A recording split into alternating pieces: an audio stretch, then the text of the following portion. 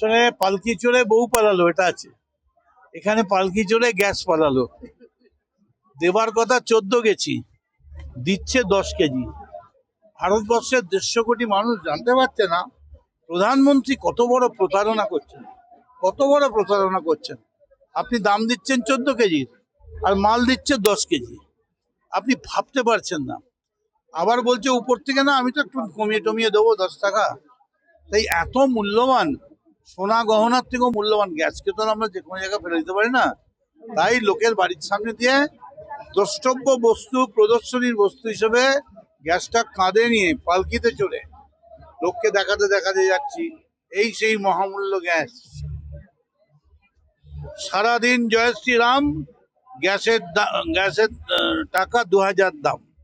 সারাদিন জয় শ্রীরাম, গ্যাসের মূল্য 2000 টাকা, গ্যাসের দাম 2000 টাকা। হ্যাঁ, এত কিছু হয়নি, আপনি আর 3 দিন ওয়েট করুন না। এবার মোদিকে আসতে হবে লাইন সামলাবার জন্য। ওই পালকিটা আমরা মোদির হাতে উপহার তুলে দেবো। মোদি সাহেব বলেছিলেন যে 15 লাখ টাকা দেবে, 2 কোটি চাকরি। তার উত্তর তো ওই জন্যই বাজ্য, বুঝতে পারছেন না। মানুষকে একে একে হয়রানি, কখন আধার কার্ডে, যতই করবে হামলা আবার জিতবে বাংলা।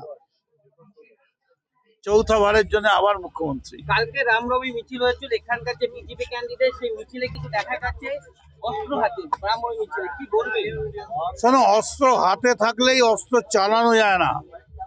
অস্ত্র চালাবার জন্য না অস্ত্র শিক্ষার প্রয়োজন হয়।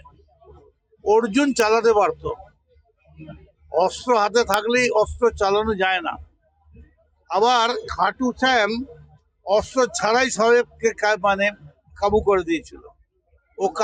ও অস্ত্র চলবে না, ও অস্ত্র ভোঁতা হয়ে যাবে। কারণ মানুষের মুখে স্লোগান উঠবে, सरफरोशी का तमन्ना आज हमारा दिल में है, देखना है जोर कितना बाजुए कातिल में है।